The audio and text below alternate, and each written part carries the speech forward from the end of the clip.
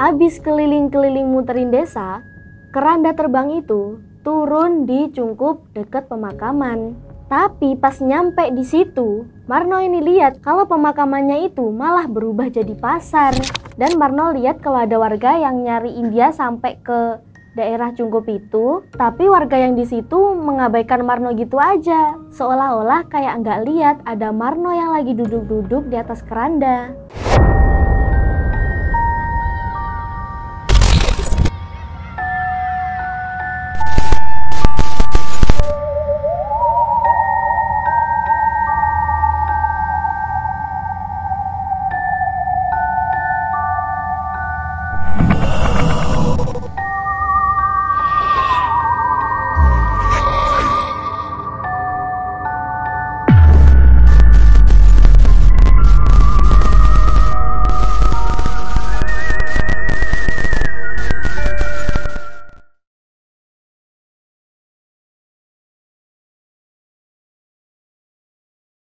Halo semua, aku Sulvina dan sekarang kalian lagi nonton Kode Abstrak. Di sini kita bakal bahas sesuatu yang creepy, mulai dari misteri, horor, mitos, konspirasi, atau juga tragedi. Kali ini ada urban legend dari daerah Pulau Jawa yang dulu rame banget jadi pembicaraan, bahkan sampai diangkat jadi film. Namanya Lampor. Apa itu lampor? Kata lampor berasal dari kata Jawa kuno yang artinya kegaduhan atau gaduh dan mengembara atau bepergian. Istilah lampor digunakan untuk menggambarkan sosok makhluk halus yang jalan berarakan atau beriringan. Menurut mitos Jawa, lampor itu iblis atau setan yang bawa keranda terbang waktu malam hari. Tapi kebanyakan masyarakat Jawa Tengah bilang kalau lampor itu adalah iring-iringan pasukan Nyi Roro Kidul yang lagi melakukan perjalanan dari pantai selatan menuju ke kerajaan Yogyakarta atau Gunung Merapi. Makanya istilah gaduh itu dibilang dari suara pasukan atau iring-iringan dari Nyi Roro Kidul. Tapi kalau orang Jawa Timur percaya lampor itu setan yang lagi cari korban pas malam hari di bulan Sapar, bulan hitungan Jawa, dan lampornya itu bawa keranda, terus bakal mencekik orang yang mau diserang. Asal-usul lampor itu terjadi di tahun 1960-an di daerah Jawa Timur sama Jawa Tengah. Pas itu, lampor dikaitkan sama adanya banyak bencana di suatu daerah tertentu yang katanya masyarakat atau perangkat setempatnya itu punya masalah yang belum diselesain atau utang yang belum dilunasin. Ngeri nggak tuh yang berulah satu orang tapi yang kena malah satu desa. Lampor ini bisa tiba-tiba datang terus muter-muter ke rumah-rumah orang dan bisa langsung bikin orang-orang itu mati pas lagi tidur atau bahkan ngambil orangnya itu. Malahan bisa dipastiin kalau orang yang udah diambil sama lampor itu gak bakalan balik lagi, ataupun bisa balik tapi keadaannya udah gila. Sosok lampor ini tercipta dari kabut yang menggumpal. Nah, makin lama kabutnya ini makin gede sampai jadi bentuk badan yang gede dan juga tinggi dengan matanya yang merah bercahaya. Dan juga sosok itu bakal ngulurin tangannya yang panjang, yang gede itu ke kepala orang yang mau dijadiin sasaran, terus bakal mencekik dan arwahnya langsung dibawa. Kok udah kayak malaikat pencabut nyawa aja. Tapi ini setan nih, setan bukan malaikat nih. Kemunculan lampor menurut masyarakat Jawa itu selalu disertai sama adanya pagebluk atau wabah penyakit, dan seringnya itu terjadi di bulan Sapar, bulan penanggalan Jawa. Dan untuk tanda-tanda kedatangan lampor itu ada angin kencang dari arah laut selatan menuju ke berbagai daerah. Lampor ini juga punya kelemahan. Dipercaya kalau lampor ini nggak bisa jongkok atau duduk. Jadi, lampor itu sering datengin orang-orang yang tidurnya di atas kasur atau dipan. Makanya masyarakat dulu itu menghindarinya dengan cara nggak tidur di dipan atau di atas kasur dan tidurnya itu di lantai. Biar apa? Ya biar lampor itu nggak bisa cekik mereka. Nah selain itu, tanda-tanda kemunculan lampor ini juga adanya kabut. Kabut itu yang bakal berubah bentuk jadi sosok lampor yang bisa membunuh orang. Nah itu tadi penjelasan tentang lampor. Selanjutnya aku punya 2 kisah tentang lampor yang pernah beredar di masyarakat. Yang pertama ada kisah seorang pemuda hampir dibawa lampor. Jadi ada seorang kakek tua yang tinggal di sebuah desa, namanya Mbah Gito. Mbah Gito ini termasuk orang yang beradat atau orang yang berkecukupan di desanya, punya sawah yang luas dan itu pun digarap sama anak-anaknya. Jadi hari-hari Mbah Gito tuh cuma dihabisin di rumah aja. Suatu hari pas siang-siang, Mbah Gito ini lagi nyantai, duduk-duduk di teras rumahnya sambil ngerokok. Tiba-tiba Mbah Gito itu langsung natap langit sambil ngitung sesuatu. Tapi mukanya ini langsung berubah jadi panik terus ketakutan. Dan langsung teriak ke anaknya yang lagi ada di dalam rumah, namanya Yati.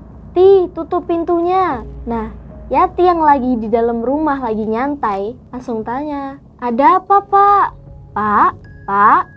Nah nggak ada jawaban dari Mbah Gito. Nah habis itu ditengoklah sama Yati ini keluar rumah. Biasanya kalau Mbah Gito itu mau keluar, dia selalu pamit ke anaknya. Tumben aja nih tiba-tiba ngilang gitu aja, padahal tadi habis manggil-manggil. Anehnya, biasanya kan Mbah Gito kalau kemana-mana selalu pakai tongkat. Tapi pas Mbah Gito tiba-tiba ngilang ini, tongkatnya masih ketinggalan di situ, di tempat Mbah Gito tadi duduk. Si Yati yang lihat itu otomatis langsung panik dong dan langsung nyari-nyari Mbah Gito ke sekitar rumah. Nah, pas Yati lagi nyari-nyari Mbah Gito di sekitar rumah, tiba-tiba ada yang manggil-manggil Yati. Ternyata itu Kholis, ponakannya Siti, dan nyuruh Siti ke rumahnya. Soalnya dipanggil sama Mbah Gito dan suruh bawain tongkatnya Mbah Gito. Yati ini makin bertanya-tanya dong. Tadi aja Mbah Gito tiba-tiba ngilang, terus sekarang tiba-tiba manggil Yati. Yati ini takut kalau bapaknya kenapa-napa. Akhirnya Yati ini pergi ke rumah ponakannya tadi. Nah di depan rumah itu, baru nyampe di depan rumah, dia lihat ada kakek-kakek lagi berdiri di situ, kayak cemas sambil nungguin sesuatu. Dan ternyata itu adalah Mbah Gito. Terus ditanyain nama Yati, "Kemana aja pak? Dan ada apa? Kok kayak gelisah?" "Pak, bapak kemana aja? Kok panik gitu kenapa?" Terus Mbah Gito bilang, "Supri Ti, Supri." Mbah Gito manggil-manggil namanya si Supri. Supri itu cucu pertamanya Mbah Gito yang usianya 21 tahun. Atau kakaknya Kholis yang tadi manggil-manggil Yati. Singkat cerita, Supri ini pulang ke rumah habis dari ladang. Nah, pas Supri ini baru nyampe di rumah, Mbah Gito langsung bilang, "Cepet mandi, ntar keburu kesorean." Abis itu, Mbah Gito nyuruh keluarganya buat berkumpul, terutama si Supri. Nah, pas semuanya udah ngumpul, di situ Mbah Gito baru jelasin. Mbah Gito itu bilang kalau hari itu adalah hari pasaran kelahirannya Supri dan nyuruh semuanya buat waspada. Sampai-sampai nggak dibolehin ada yang tidur.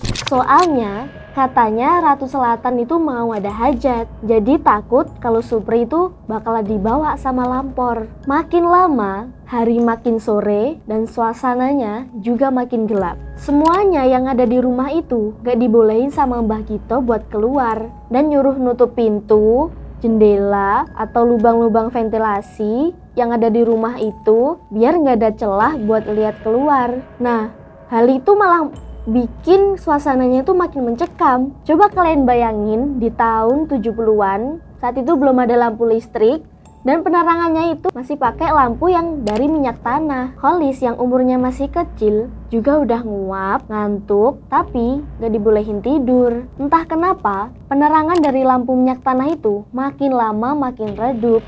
Padahal lampunya itu masih nyala, otomatis bikin suasana makin gelap dan juga makin dingin, ditambah di luar itu lagi hujan. Dan entah kenapa, semua orang yang ada di dalam rumah itu tiba-tiba ngantuk berat. Mbah Gito langsung nyuruh semuanya buat duduk-duduk di lantai sambil baca-baca doa atau juga zikir. Nah, tiba-tiba aja nih di luar rumah kedengar suara berisik kayak orang gaduh, entah suara apa, intinya kayak suara orang banyak yang lagi lari-larian. Semua yang denger itu Gak ada yang bersuara sama sekali.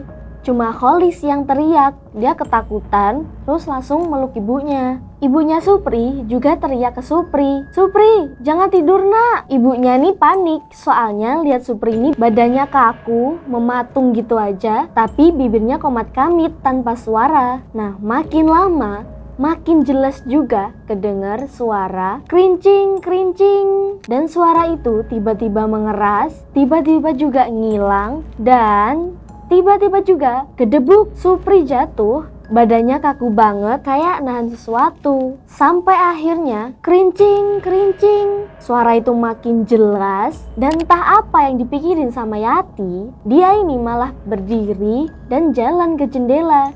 Dia penasaran sama apa yang di luar, tapi untungnya langsung ditarik sama Mbah Gito. Pas suasananya lagi mencekam, Mbah Gito sama bapaknya Supri yang ada di situ juga langsung baca-baca doa buat si Supri. Habis itu, tiba-tiba suasananya berubah. Suara gaduhnya udah hilang, lampunya mulai terang, badannya si Supri udah mulai lemes, gak kaku lagi. Dan Mbah Gito langsung bangunin Supri sambil bilang, "Alhamdulillah." Yang artinya gangguan di malam itu udah selesai ataupun udah pergi. Tapi dari cerita yang dialami sendiri sama si Supri, Supri ini bilang pas pandangannya mulai kabur, dia ini lihat ada kabut yang ngebentuk sosok gede dan juga tinggi dan natap Supri dengan matanya yang merah. Pas Supri lihat sosok itu langsung ngulurin tangannya hampir ke kepalanya. Tapi karena Supri itu ngerasa badannya kaku, dia langsung jatuhin badannya gitu aja ke lantai. Sosok itu masih nyoba buat ngulurin tangannya ke si Supri, tapi karena Lampor itu nggak bisa duduk dan juga nggak bisa jongkok, akhirnya sosok itu tiba-tiba ngilang gitu aja. Gak lama habis itu, cerita Supri tentang Lampor mulai beredar di masyarakat, bahkan ke desa sebelah. Dan sejak itu, masyarakat mulai percaya sama adanya Lampor. Yang kedua, ada kisah diculik Lampor. Kisah ini dialami sama Marno. Dia tinggal di daerah Temanggung, Jawa Tengah. Dia ini ngalamin kejadian aneh dan juga nyeremin pas dia ini masih di kelas 3 SD. Awal kejadiannya itu, Marno ketahuan merokok sama bapaknya. Terus bapaknya ini otomatis langsung marah. Ya gimana nggak marah? Marno aja masih kecil, dia udah berani-beraninya ngerokok. Marno ini takut dimarahin sama bapaknya. Akhirnya dia lari dari rumah, terus pergi ke ujung desa. Di situ ada hutan, banyak pepohonannya, dan juga ada pondok kecil di dekat kuburan buat nyimpen keranda dan juga alat-alat pemakaman. Masyarakat di sana nyebutnya cungkup. Cungkup yang ada di situ cuma berukuran 3 x 3 meter. Ada penyangga betonnya dan juga ada tembok yang tingginya nggak sampai semeter. Nah, entah kenapa si Marno ini malah ke situ, dia sembunyi di situ, tepat di bawah kerandanya. Nggak tahu berapa lama Marno di situ. Dia ini makin lama makin ngerasa ngantuk, sampai akhirnya Marno ketiduran di situ. Tiba-tiba ada suara yang nanya ke Marno, "Ngopo kowe ning kene?" Artinya, "Ngapain kamu di sini?" Terus Marno terbangun. Dia lihat ada nenek-nenek tapi posisinya itu membelakangi Marno. Jadi Marno itu cuma bisa ngeliat rambut putihnya disanggul dan dihias sama tusuk konde. Marno bilang kalau dia ini kabur dari rumah. Dia takut dimarahin sama bapaknya. Abis itu nenek itu bilang, "Mbok kowe tak jak dolan, ayo." Artinya, "Sini kamu kuajak main, ayo." Tanpa pikir panjang, Marno ngangguk. Dia setuju gitu aja. Tapi pas itu, Marno sayup-sayup dengar suara warga lagi manggil-manggil namanya. Tapi Marno menghiraukan suara itu. Nenek itu ngajak Marno buat naik ke keranda. Terus pelan-pelan keranda itu mulai melayang, terbang, terus muter-muterin desa dan menuju ke selatan atau arah Gunung Sumbing. Marno ini penasaran. Dia nyoba buat lihat wajahnya nenek itu, tapi nggak bisa. Neneknya itu menghindar, dia nggak mau kelihatan mukanya. Abis keliling-keliling muterin desa, keranda terbang itu turun di cungkup dekat pemakaman. Tapi pas nyampe di situ, Marno ini lihat kalau pemakamannya itu malah berubah jadi pasar. Nah kan aneh kan, si Marno ini ngira kalau si nenek ini pasti punya kekuatan mistis nih. Abis itu Marno diajak keliling-keliling lagi sampai ke kaki Gunung Sumbing. Terus kerandanya ini turun lagi di Cungkup desa selanjutnya. Sama kayak sebelumnya, pas mendarat di area pemakaman, tiba-tiba berubah jadi perumahan. Marno lihat warga di situ juga sama kayak warga pada umumnya, gak ada yang aneh. Nah, abis keliling-keliling itu, Marno diajak kembali lagi ke Cungkup di desanya. Pas itu, hari udah mulai gelap. Marno ngerasa kalau dia ini udah pergi selama 3 jam. Soalnya dia kabur pas masih sore dan saat itu masih mau menjelang maghrib. Marno sama nenek itu masih duduk-duduk di keranda. Dan Marno lihat kalau ada warga yang nyariin dia sampai ke daerah Cungkup itu. Tapi warga yang di situ mengabaikan Marno gitu aja. Seolah-olah kayak nggak lihat ada Marno yang lagi duduk-duduk di atas keranda. Terus nenek itu ngajak ngobrol si Marno, kenapa kok dia bisa kabur. Akhirnya di situ Marno cerita banyak ke nenek itu. Tapi pas lagi cerita-cerita, tiba-tiba Marno ini denger suara azan subuh. Kaget dong dia, padahal kan tadi dia tahu kalau baru mau menjelang maghrib, matahari mau terbenam. Kok tiba-tiba matahari udah mau muncul aja, itu gimana ceritanya? Terus Marno yang udah kaget, dia langsung turun dari keranda. Nah pas dengar suara azan itu, satu-satunya yang dipikirin sama Marno adalah pulang. Dia langsung lari dari Cungkup itu, dari pemakaman itu, langsung lari ke rumahnya. Terus Marno lihat ada orang-orang yang natap dia itu ngerasa lega. Tapi gak ada satu pun dari orang-orang itu yang Marno kenal. Ada yang meluk dia terus ngaku kalau dia ibunya. Terus ada juga yang ngaku kalau itu bapaknya, kakaknya, teman-temannya. Tapi gak ada satupun yang Marno ingat. Dan Marno cuma bertanya-tanya, mereka ini siapa? Aku di mana? Nah kan Marno langsung jadi kayak orang linglung, gak inget apapun semenjak kejadian diculik sama Lampor. Oke semuanya, jadi gitu dulu aja cerita kita di malam hari ini. Makasih buat kalian yang udah stay terus. Jangan lupa like, komen, dan juga subscribe.